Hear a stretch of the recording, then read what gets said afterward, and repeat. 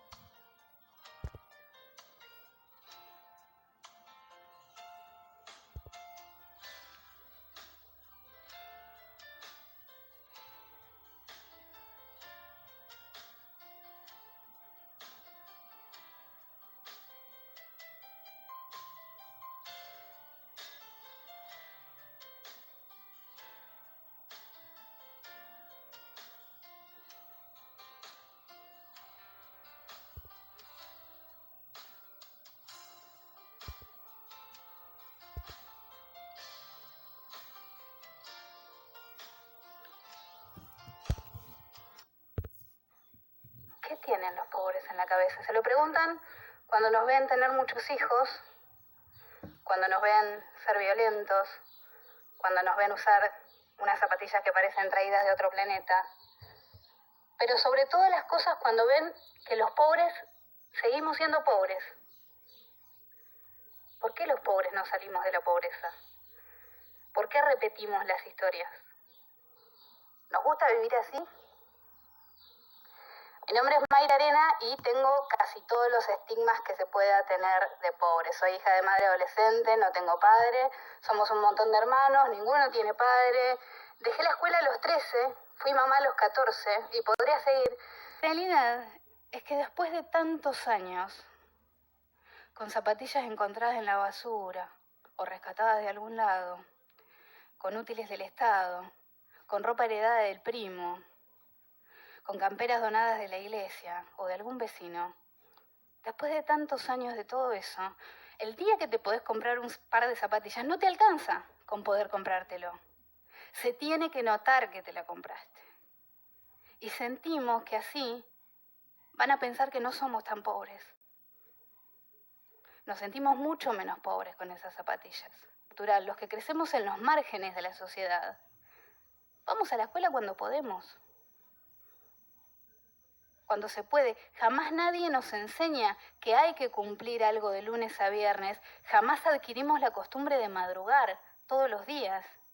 Y como ustedes saben, todo lo que uno no aprende de chico es muy difícil incorporarlo de grande. Y después ocurre que los empleadores te dicen, no, contrata un pibe, no viene nunca, siempre le pasa algo, pierde el colectivo. Y uno dice, ¿por qué? ¿Por qué no vamos a trabajar? La realidad es que no tenemos incorporado el ritmo laboral. Pero cuando más se pregunta a la gente qué tenemos en la cabeza los pobres, es cuando nos ven tener muchos hijos. La gente se desespera cuando ve que los pobres tenemos hijos. Y yo, después de contarles esto, de que somos violentos porque creemos erróneamente que así nos van a respetar y de que usamos estas zapatillas porque creemos que así nos vamos a ver menos pobres y de que somos vagos porque no tenemos incorporado el ritmo laboral,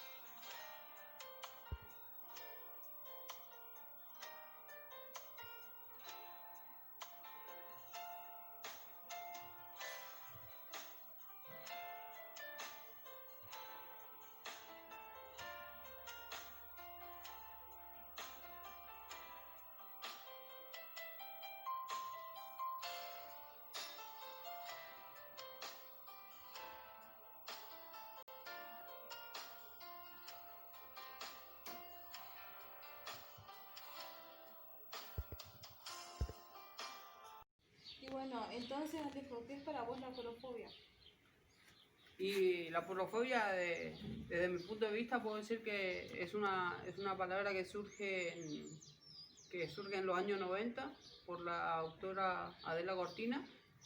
También, bueno, ella comenta en su entrevista que tarda casi 30 años en que se establezca en el diccionario para bueno, de establecerse, se establece en el 2017.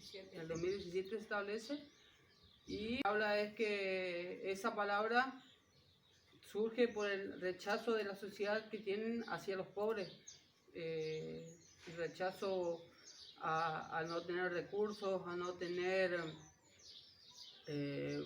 no sé si voto político, pero a no tener Nada que ofrecer. claro, nada que ofrecer o no tener un apoyo político que, bueno, en cierta parte sí tienen cuando hay votación o demás, pero después se van y chao, quedan los pobres quedan como solos. Como desprotegidas. Claro. Y bueno, y entonces el rechazo, la porofobia sería el rechazo al pobre. Claro, el rechazo ¿Y por de la qué? sociedad. ¿Por qué, Anita? ¿Por qué crees que rechazamos al pobre? ¿Por qué? Porque hay una desigualdad entre personas. Por ejemplo, cuando se van a hacer a buscar una audiencia en un lugar,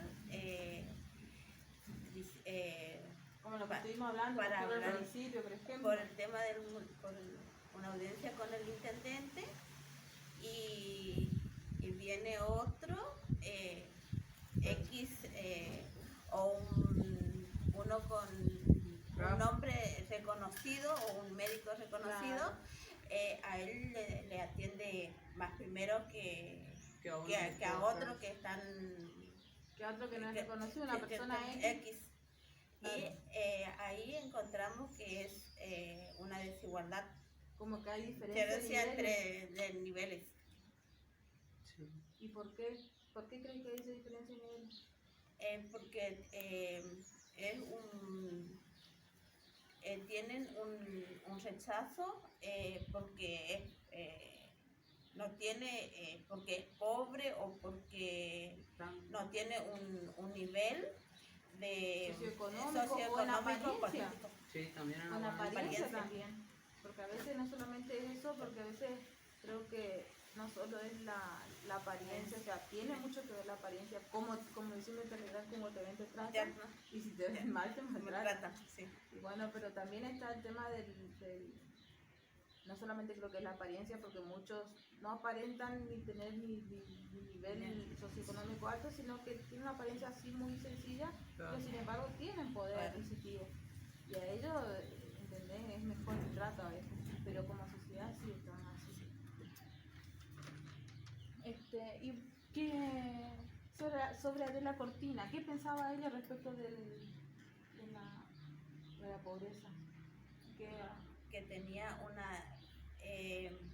una desigualdad entre la dignidad que tenían sobre las personas. Claro. Ella decía que todos somos iguales en Claro. dignidad, pero que sin embargo como sociedad estamos atravesando el tiempo donde le damos importancia a otras cosas. Y Alejo, ¿cuál era su pensamiento? ¿Qué era lo que ella decía para tratar de erradicar? Claro, ella lo que ella decía en cierta parte era que había que terminar con esa porofobia, había que desactivarla desde la sociedad, desde abajo, porque desde lo que están en lo alto no van a decir, bueno, vamos a crear lo que es la economía o demás, tiene que empezar de abajo. Y empezar de nosotros mismos. claro. Pero ¿qué era lo que ella decía referente a las instrucciones que nosotros debemos recibir cuando niños en la sociedad? Que decía acerca de las escuelas que tienen que ser tanto formales como informales. Claro. Y sí, ella lo que más resaltaba era que había que haber una igualdad democrática. Ajá. ¿Y cómo se lograba eso? ¿Cómo se puede lograr eso? Claro, eso se puede lograr a través de institutos o a través de universidades, no solamente también Ella decía decía, puedo decir. ella decía que también podemos hacer eso a través de, por ejemplo, los clubes sociales, que Claro. muchos chicos participan en la edad escolar, Sí. que van a diferentes clubes o danza o qué sé yo, inculcándole a los chicos que que estamos en un país Que se vayan democrático, relacionándose con los demás. claro que no debería de haber ni discriminación ni la porofobia, que es esto del rechazo al pobre. Sí. Bueno. ¿Qué creen que por qué es cuál creen que es la causante, la raíz de esto, de este mal en la sociedad? ¿Qué creen ustedes? ¿Y por qué se da? El rechazo del pobre, ¿por qué se da? Por lo que decía Anita. Porque por la desigualdad que Porque tienen. claro, porque todo va relacionado. Porque esto no es solamente de ahora, sino que desde siempre. Claro, desde siempre existió las clases Sociales. se dividían en clases sociales y económicas. Sí. Así que no. Bueno, dentro de lo que Adela Cortina también habla en su última edición que hizo, que es esta porofobia, Sí. ella habla acerca del discurso del odio. El discurso del odio son todas estas cosas que nosotros decimos y que desarrollamos hacia un colectivo de personas. ¿Qué puede ser, por ejemplo, el antisemitismo, por ejemplo, el rechazo del pobre? Son conductas sociales que tenemos nosotros y que volcamos en un grupo de personas, en un colectivo de personas. Que puede ser a través de las distintas redes sociales que pasan, que ellos están íntimamente, como que son los encargados de transmitirnos eso a todos nosotros. Porque si no, ¿cómo nosotros vamos a decir, por ejemplo, o el negrito ese, o tratamos mal? Bueno, esos son los distintos discursos del odio que hay, que finalmente vemos o en la tele, en la radio, a través de las canciones también pasa. Sí. La ¿Cierto? discriminación. Sí, toda la discriminación. Ahora hay otra cosa. ¿Ustedes creen que el Estado garantiza verdaderamente la protección hacia los más vulnerables? Yo creo que no. Creo que dibuja o disfraza, claro, a través de, por ejemplo, de los planes, los planes sociales, los bonos. ¿Por qué? A ver, ¿vos cobrás el profesor? No. ¿No? ¿Vos, Alejo? Yo sí. Bueno, y decime una cosa, ¿a vos te alcanza? ¿Cuánto cobra el profesor? Y ahora 2.200. Bueno, ahora que estamos en clases virtuales, pero por ejemplo, el año pasado cuando vos te ibas a Empedrado, con la 2.000, eso, ¿te alcanzaba a vos para...? No. ¿Ves? No te alcanza. No te alcanza. Si bien es cierto, no deja de ser una ayuda económica, pero no alcanza para cubrir realmente eso. ¿Y qué pasa?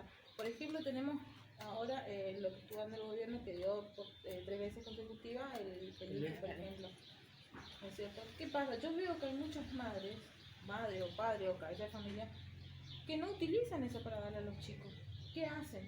Se compran los últimos teléfonos que hay. Si bien cierto son 10.000 pesos, no te alcanza. Pero ¿qué pasa? Vos cobras el IFE, que son los 10.000, después tenés las asignaciones, y como son chicos que son familias que tienen familias numerosas, cobran un dinero importante por la cantidad de chicos.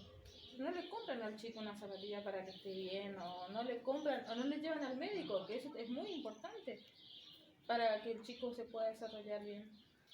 Entonces, ¿qué pasa? Yo creo que por eso no alcanza, no llega a proteger, no llega a cubrir realmente la protección hacia los más vulnerables. Dibuja, sí, pero ¿por qué? Porque el Estado a su vez necesita del pobre, porque acuérdense que nosotros somos nosotros digo en general, pobre, porque es la verdad, somos la parte más popular y el gobierno necesita del pobre para subir a nivel de votos. Claro. Porque son la parte mayoritaria. O por una ayudita, ya saben que después le va a votar, o por ejemplo, yo te doy tal cosa y ya sé ya que vos me vas a votar, Y eso sucede. y a toda Sí. tu familia. Así. Eso sucede. ¿Sí? Y bueno, y entonces Adela Cortina decía que esto se puede erradicar. Pero en sí, Adela Cortina cuando cierra su libro, dentro de todo su libro, que son 8 capítulos, tiene el libro de ella por los jueves, tiene 8 capítulos. Ella al fin dice que lamentablemente esto va a seguir porque no hay una instrucción real en cada parte de la sociedad que formamos parte de nosotros. No hay ese acompañamiento hacia las personas, ese inculcamiento a decir, no, somos todos iguales y vamos a tratarnos todos como somos. Vemos esa injusticia a lo largo de nuestra vida y en todos los planos sociales. Sin ir más lejos, por ejemplo, los chicos que que hacen deporte, por ejemplo. El profesor, y yo veo muchas veces, el profesor lo que hace es, le presta más atención a ese que cambia cada rato de zapatilla, al que tiene mejores atuendos, tiene mejor ropa de marca. Y sin embargo el chico que apenas puede, pero que sin embargo tiene mucha voluntad y siente realmente pasión por el deporte, ¿qué pasa? No le presta tanta atención. ¿Por qué? Porque ve que ese chico tal vez no pueda lograr. ¿Por qué no va a poder lograr? Porque no tiene los recursos suficientes. Entonces, ¿qué pasa? Le presta más atención al otro. Y el otro capaz que va porque los papás le mandaron y en realidad ni siquiera le gusta, pero va y va. Claro. Y hay entonces una injusticia. Y bueno, y eso es lo que ella plantea en el libro, que es necesario instruir, concientizar democráticamente a los niños para que puedan, porque son los chicos, los jóvenes, los que son el futuro de nuestra generación, el futuro para poder cambiar un poco el mundo. ¿No es cierto? Claro.